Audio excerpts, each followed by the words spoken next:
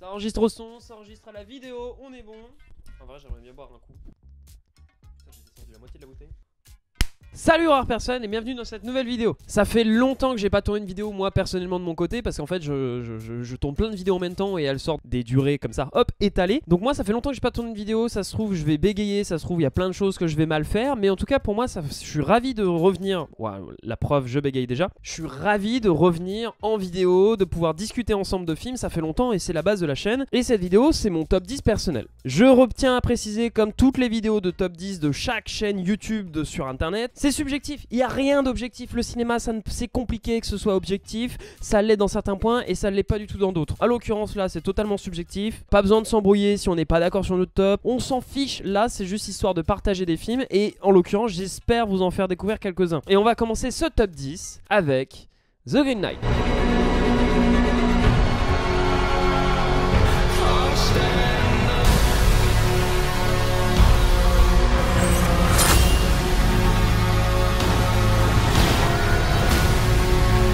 C'est fait par un mec, David Lowery, je crois, je vais vérifier. Non, David Lowery. Je l'attendais énormément parce qu'en fait, j'ai découvert un de ses chefs-d'œuvre absolus qui s'appelait A Ghost Story. C'est sublimissime, c'est incroyable. Il faut regarder A Ghost Story, c'est assez fou comme film. Donc j'attendais un peu The Green Knight, un peu comme le nouveau Messi, mais en même temps assez perturbé par l'arrivée de ce film parce que je me disais, waouh, ça a l'air magnifique, mais l'histoire m'a l'air. Alors là, je m'en fous complètement. Et ben en fait, c'est tout l'inverse. Effectivement, l'histoire en elle-même, le côté aventure, je m'en fous. J'ai l'impression d'incendier le film, mais c'est pas vrai. L'aventure, je m'en fiche. Par contre, l'histoire autour du personnage principal, le fait que ce soit quelqu'un d'assez lambda avec énormément de défauts et qu'on n'apprécie pas forcément au départ, je trouve ça assez intéressant et c'est ça qui m'a énormément plu dans le film. C'est qu'effectivement, le film est sublime, ça c'est une certitude absolue. Et en même temps, l'histoire n'est pas là pour faire des trucs hyper grandiloquents, hyper immenses.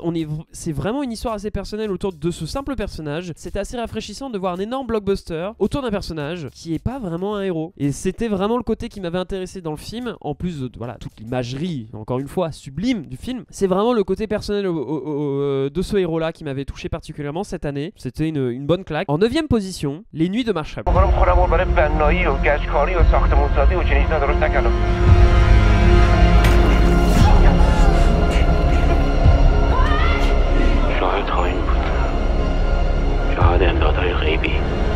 Je vais aller vérifier parce qu'il me semble que je dis n'importe quoi. Les Nuits de Mashhad. Mashhad ou Mashrad. Je sais pas comment on le prononce. On m'avait certifié que c'était ça. Il se peut que je me trompe, mais je crois que c'est Mashhad ou Mashrad. Bref, ce film-là, je vais arrêter d'essayer de le prononcer. Je l'ai vu dans des conditions assez particulières. J'y suis allé, on était éclaté avec un pote où on travaillait en restauration. Donc c'est-à-dire qu'on travaillait à partir de midi. Donc on avait une pause entre 15h et 19h. Et de 19h on faisait la fermeture. Sauf que nous ce qu'on faisait c'est que le soir on allait en urbex, on faisait plein de conneries. On rentrait chez nous, il était 4h du mat. Donc finalement en fait on faisait des journées de dingue. Et en fait on y est allé au moment où on était le plus fatigué. On avait finalement vraiment rien à faire. On est allé au cinéma voir ce film là en total inconnu. C'était le seul film avec les heures de séance qui nous correspondaient. On est allé voir ça en total inconnu, on savait pas de quoi ça parlait, etc.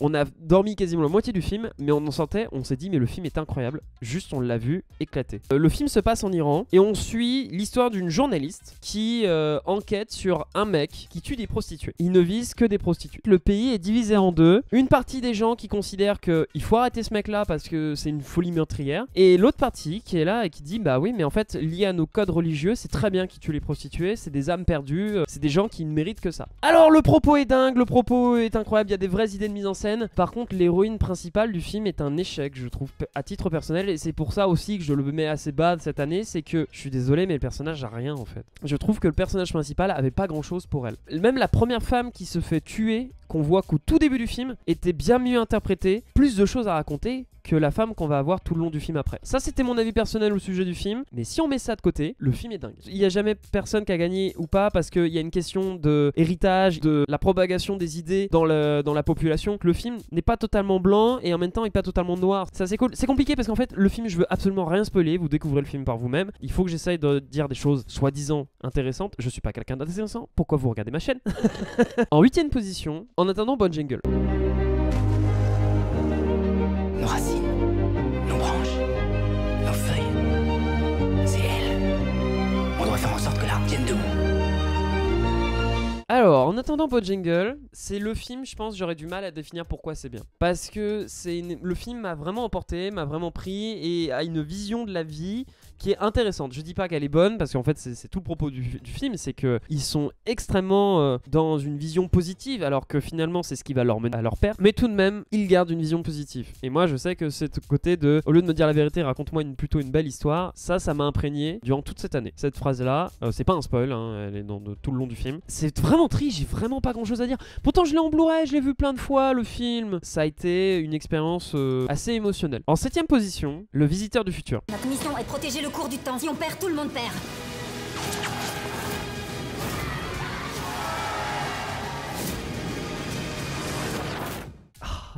Comment dire, j'y croyais pas. J'y croyais pas. J'y croyais pas que ce film existait. Il a fallu que je le voie en vrai pour qu'il existe dans ma tête, et il existe. Il est incroyable. Oui, il a ses défauts. Oui, il est par moments vraiment kitsch. Oui, cette fin qui commence à être hyper dramatique et finalement elle ne l'est pas. Et donc oui, au revisionnage, j'ai plus ce côté drame à la fin du film. Et le film est cool, putain. Le film est cool. Il apporte de la science-fiction. Il y a déjà des tentatives de science-fiction en France.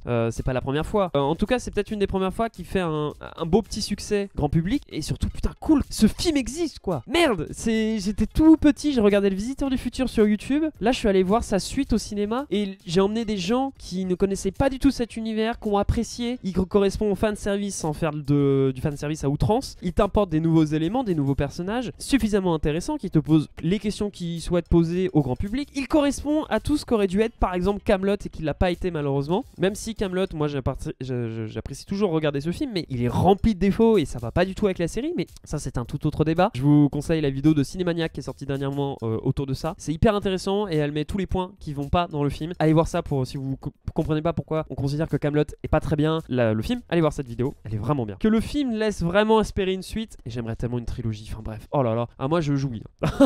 J'ai pas de problème à le dire, un rêve s'il arrive. En 6ème position, Mon héroïne. Je me suis trompée de bus.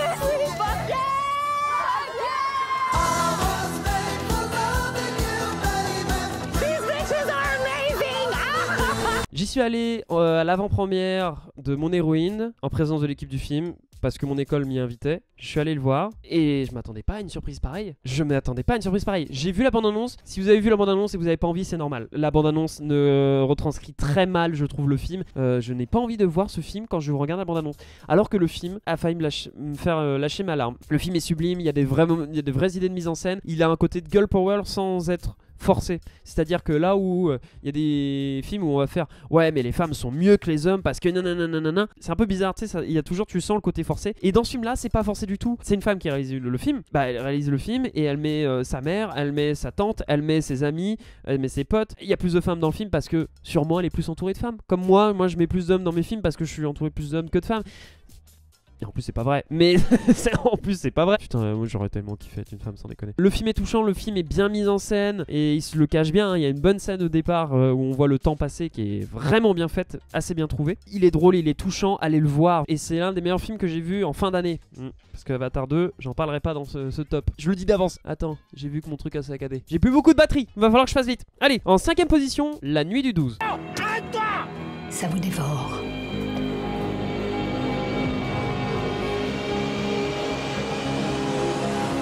La Nuit du 12, nouveau film français dans ce top, c'était incroyable. Énormément de bonnes critiques en feront des éloges bien mieux que moi autour de ce film. La Nuit du 12, c'est un film qui parle du postulat que cette enquête ne sera jamais terminée. Tout au long du film, t'es toujours hypé en mode oh putain mais ils vont la résoudre, mais en fait ils la résout jamais. Et donc en fait le film se pose comme question confrontation entre hommes et femmes tout au long du système judiciaire, le système de la police. Tous les hommes qu'on voit dans le film sont potentiellement des coupables, donc pareil là-dessus c'est intéressant. Il y a une scène qui fait assez débat, qu'à un moment un mec qui rappe. Moi j'ai vu la scène du côté où genre les mecs sont débiles de dire que le mec est coupable lié à ça. Moi on m'a dit que c'était plutôt l'inverse, c'était plutôt vraiment ils dénoncent les mecs, disent ces choses là dans le rap. Bon, si c'est le cas c'est pas bien, hein, faut pas faire ça. Si c'est comme moi je l'interprète, bah moi je trouve que c'était plutôt bien. Voilà, après ça c'est un avis personnel et ça dépend de la vision de chacun. Moi je l'ai interprété de cette manière, mais comme je dis ça se trouve c'est pas ça du tout et beaucoup de gens ont vu l'inverse. Donc est-ce que c'est eux qui ont raison ou est-ce que le message est mal passé? Je sais pas. Bon film français qui pose des bonnes questions, te hype tout au long du film, t'as vraiment l'impression qu'à un moment on va résoudre cette affaire et en fait non, et ça représente énormément d'affaires françaises en fait non résolues. En 4ème position, The Innocent.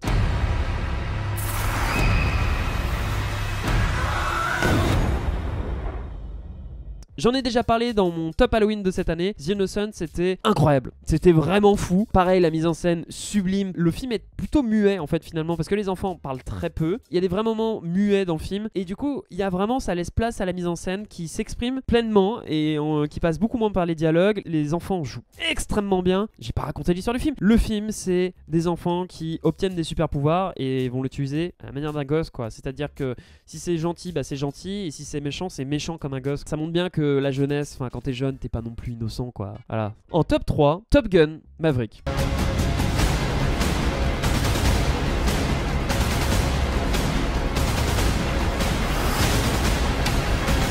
Je m'y attendais pas. Et je pense que personne cette année s'y attendait à Top Gun Maverick. Personne s'attendait à ce que le film soit aussi bien. Tout le monde s'attendait à ce que, ouais, ça va être la suite d'un film des années 80 qu'on s'en bat les couilles. Et ben c'est pas ça, putain. Je trouve que le film est panache. C'est-à-dire qu'il est kitsch, mais il est bien fait. Oui, c'est cliché, mais en fait ça démonte le cliché. Et c'est assez cool, et c'est drôle, et c'est intéressant, et ça vaut le coup. Je m'y attendais pas, c'est vraiment bien réalisé en plus, putain. J'avais fait une critique à l'époque parce que j'ai vraiment été surpris, mais la critique elle est naze. Mais je sais qu'il y a tout un moment où je parle de la mise en scène de l'avion et tout. Je me suis dit, oh putain, là on va se perdre, là c'est sûr, c'est mort. Il va enchaîner les plans et on va rien comprendre. C'est super bien filmé, c'est super bien monté. En fait, on suit les personnages dans un certain ordre et du coup, on suit que comme par ça. Et il y a quand même beaucoup de plans d'ensemble, d'équipe qui permet de te rappeler qui est où en fait. Et c'est vraiment bien. C'est un super bon film grand public et en même temps, c'est une super bonne maîtrise de la réalisation. Top Gun Maverick, c'est oui, oui, oui. En deuxième position, Nope.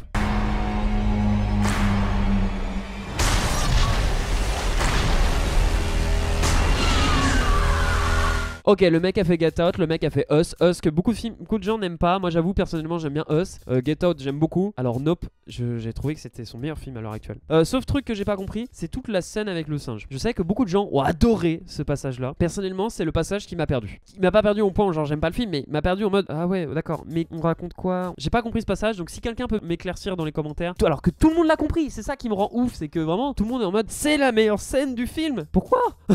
Si vous pouvez m'éclaircir dans les commentaires, ça serait vraiment sympa de votre part. Merci pour l'effort. Et en plus, ça aide pour le référencement. Enfin bref, je suis paumé face à cette scène. Mais non, le film est vraiment horrifique par moments. Et à la fin, il se met en mode blockbuster. Mais c'est cool quoi. C'est bien fait, c'est bien réalisé, c'est bien exécuté. La transition, elle est bonne. Nope. Il l'appelle comment à un moment? Il y a une scène assez drôle où genre il y a marqué Kentucky, je sais pas quoi. Il lui donne un nom. Au départ, il s'appelle Nope. Et à la fin, il lui donne un nom. Et le nom apparaît en fin de film, je sais plus. Et c'est un vrai film de cinéma. Et j'ai bien aimé tout le sujet autour de Place des Noirs dans une société. Et surtout, le fait qu'on leur ait pas mal tout volé quoi. Toute la remise en question autour du fait que le mec qui chevauchait le cheval lors de la première prise en image cinématographique, c'est un noir. Mais lui, on connaît pas son nom. Par contre, on connaît celui qui a filmé. C'était ça qui était assez intéressant. C'était très cool de l'avoir placé là. C'est tout ce que j'ai à dire sur Nope finalement. Passons à la première place, les années 20. Tous les deux, on avait besoin du matin. Mais vu qu'on était enfermés, c'était pas possible là, tu vois. Lueur qui se prélasse. T'es con quoi? Vous avez pas entendu parler de ce film? C'est normal. Il a fait 1000 entrées. Et donc à partir de là, j'ai même pas besoin de défendre le film. Vous coupez cette vidéo et vous allez voir le film. Voilà, c'est tout. Ce film vaut vraiment le coup. Le film parle d'un postulat de base qui est une prouesse technique. Il traverse tout Paris à pied. Il va falloir que je coupe, j'ai plus de batterie. Je reprends ce que je disais. Traverser tout Paris à pied, scooter, passe dans le métro, sans barrière et sans coupure. C'est un vrai long plan séquence d'1h10, je sais plus, 1h30 sans coupe. Et l'objectif, c'est passer à travers de plusieurs passants qui sont donc des acteurs, qui racontent leur moment de vie, leur manière de vivre. Et en fait, ça raconte les années 20, en fait. Ça raconte 2020, ça raconte notre époque actuelle. On a un couple homosexuel, on a un couple hétéro, on a un plan cul, on a une femme mariée, toxico, on a des jeunes gosses cons. On passe par différents profils. On suit pas une histoire de base, on suit plusieurs profils. Et on raconte notre époque à travers ces différents profils. La justification du plan séquence est parfaite parce que oui, c'est une caméra qui se balade. Ça fait beaucoup penser finalement à l'épisode final de Bref, qui va avoir plein de personnages comme ça. Bon, c'est pas un plan séquence celui, mais on va suivre différents profils comme ça. Et c'est ça les années 20. Une caméra qui se balade, qui va suivre quelques petits personnages et ils vont tous se réunir dans une grande comédie musicale à la fin. Oui, voilà, je spoil vite fait, mais en gros, oui, c'est pour un peu pousser la prouesse jusqu'au bout. La proposition de cinéma, elle est vraiment bien. Ça raconte des choses justes et truc tout con. On parle du Covid. Que les mecs, à un moment, ils rentrent dans le métro, ils mettent des masques. Bon, ça vient aussi du fait que le film a été tourné lors du premier déconfinement. Mais ça justifie par nos années, ça raconte quelque chose dans les années 2020. Et ça faisait du bien cette année quand j'ai vu ce film-là. Je me suis dit, waouh, enfin un film qui le traite, mais réellement, quoi. Tu vois, pas en mode, pas comme le truc a été produit par Michael Bay, fait de la science-fiction avec. Il y a plein de manières dont ça a été traité le Covid. Même le dernier Glass Onion, il parle du Covid, mais voilà, en 2 minutes c'est réglé. Ça faisait du bien de voir ça au cinéma, parce que oui, le cinéma c'est cool que ce soit totalement fictif, mais c'est cool aussi que par moment on parle de choses réelles en fait. Et je trouve que c'est le film qui retrace le mieux les années 2020. C'est le film qui a mis la plus grosse claque de l'année. Je me suis dit waouh, ça c'est un film que je me dis mais j'aurais aimé vraiment le réaliser, j'aurais aimé le faire, j'aimerais le reproduire à mon échelle dans 3, enfin, et je veux absolument défendre, et qu'il ait fait que 1000 entrées, c'est un scandale. C'est n'importe quoi. Allez voir ce film, défendez-les, envoyez un message sur leurs réseaux sociaux, ils sont encore un peu actifs, voilà, soutenez-les, montrez que ce qu'ils ont fait c'était cool. Merci d'avoir regardé cette vidéo, like, abonne-toi, tout ce qu'il faut pour soutenir cette chaîne, le petit commentaire si tu souhaites, juste pour dire la vidéo elle est très bien, quel est ton top de film de cette année, ça aide au référencement. Moi je vais faire un échange avec toi parce que je réponds aux commentaires, donc merci à toi. Dans une prochaine vidéo je poste 2 vidéos par semaine. Ciao, à plus.